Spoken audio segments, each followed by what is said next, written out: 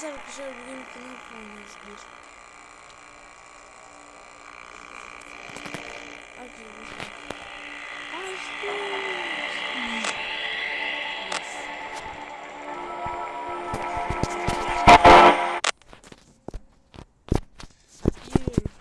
Ben birinciyim.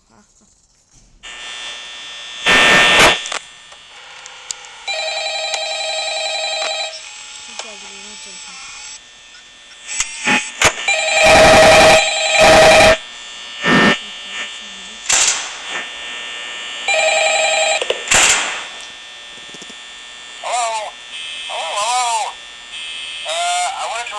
Message for you to help you get settled in on your first night. I actually worked in that office before you. I'm finishing up my last week now, as a matter of fact, so I know it can be a bit overwhelming, but I'm here to tell you there's nothing to worry about. You'll be fine. So let's just focus on getting you through your first week, okay? Let's see. First, there's an introductory greeting from the company that I'm supposed to read. It's kind of a legal thing, you know.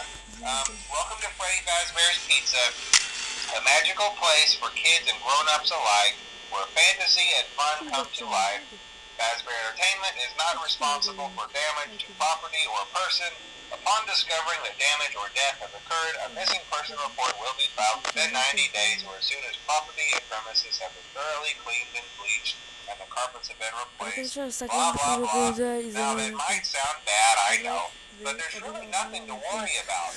The animatronic characters here do get a bit quirky at night, but do I blame them? No. If I were forced to sing those same stupid songs for 20 years and I never got a bath, I'd probably be a bit irritable at night too. So remember, these characters hold a special place in the hearts of children and we need to show them a little respect, right? Okay. So just be aware, the characters do tend to wander a bit. They're left in some kind of free roaming mode at night. Something about their servos locking up if they get turned off for too long. They used to be allowed to walk around during the day too, but then there was the bite of 87. Yeah. It's amazing that the human body can live without the frontal lobe, you know? Now, concerning your safety, the only real risk to you as a night watchman here, if any, is the fact that these characters, if they happen to see you after hours, probably won't recognize you as a person. They'll most likely see you as a metal endoskeleton without its costume on. Now, since that's against the rules here at Freddy Fazbear's Pizza, they'll probably try to forcefully stuff you inside a Freddy Fazbear suit. Now, that wouldn't be so bad if the suits themselves weren't filled with cross beams, wires, and animatronic devices, especially around the facial area. So you can imagine how having your head forcefully pressed inside one of those could cause a bit of discomfort and death. The only parts of you that would likely see the light of day again would be your eyeballs and teeth that pop out the front of the mask. Yeah, they don't tell you these things when you sign up. But hey, first station a breeze. I'll chat with you tomorrow. Check those cameras and remember to close the doors only if absolutely necessary. Gotta conserve power. Alright, good night.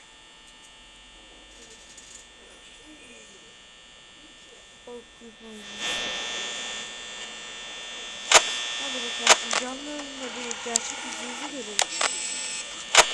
Bir tık bekliyorum.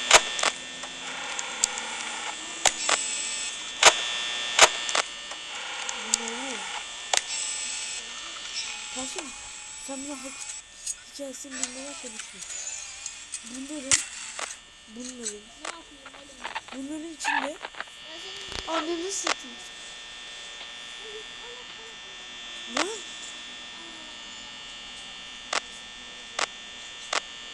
Biraz bu hani mekanikler var ya, bu mekaniklerin içinde çocuk hayaletleri var.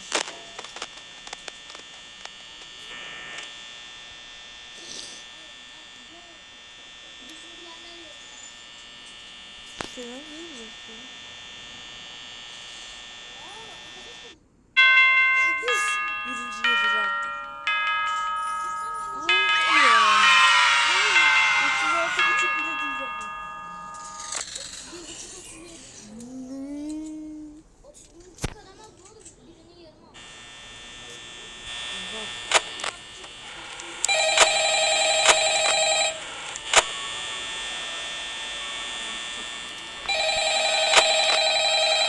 Kardeşim o.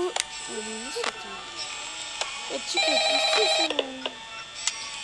Selamünaleyküm, aleykümselam. Well, if you're heading this and you made it to day 2, congrats. I won't talk quite as long this time since Freddy and his friends tend to become more active as the week progresses. Bu. It might be a good idea to peek at those cameras Arkadaşlar while bu I paralı ama talk, ben just to make sure ücretsiz everyone's in their indiriyorum. proper Nerede place, you indireceğimi. know. Interestingly enough, Freddy himself doesn't come off stage very often. I've heard he becomes a lot more active in the dark though, so hey, I guess that's one more reason not to run out of power, Hadi right? be hadi. I also want to emphasize the importance of using your door lights. There are blind spots in your camera view, and those blind spots happen to be right outside your doors. So if you can't find something or someone on your cameras, be sure to check the door light. You might only have a few seconds to react.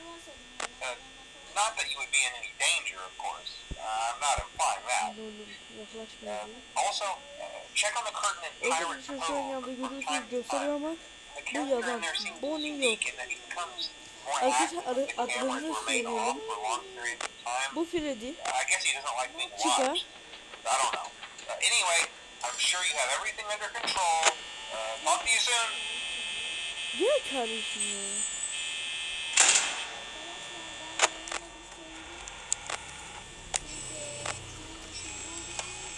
Burada.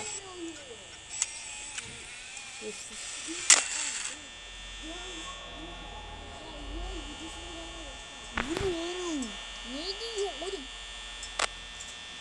Ya ben seni çok seviyorum. Hayır oğlum Foxy.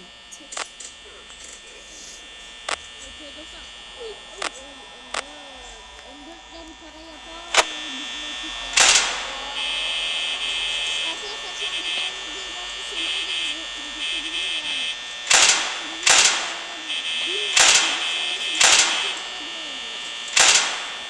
Hayır.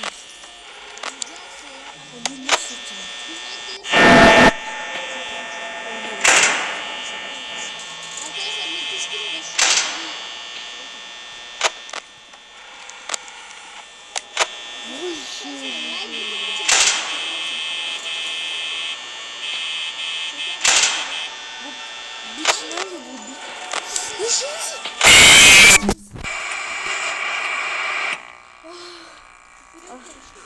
Arkadaşlar kalbim patladı. Benim şimdi kalbim yiyeceğim.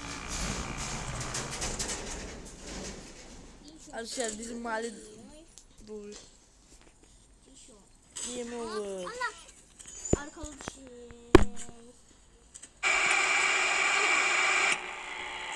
Arkadaşlar şöyle Arkadaşlar oyunu PUBG diye düşünüyorsunuz, yanılıyorsunuz. PUBG var ama yani eski videolarımızı izleyen bilirler PUBG vlog çekmiştik Selim'le de. Selim PUBG'si bu ya. arkadaşlar 17 GB ekliyor nasıl? Niye sildin? Yanlışlıkla elim değdi ya. Yerim seni. Elim değdi elim. Yerim seni. Elim değdi. Bak yerim seni. Elim değdi. Aynen. Gelse söylüyorum. Elim değdi. Ya elinin ayarını yerim. Elim o adamı bilmiyorum. Arkadaşlar bu kolay bir oyun ama az önce ayağa kalktım zıpladım. Ben Arabaya yardım. yapıştırırlar. Babayla zor yürüsünler. Anne ne oldu? Ne? Ben o zaman oynamam. Ya Freddy ya seni de severim dedim.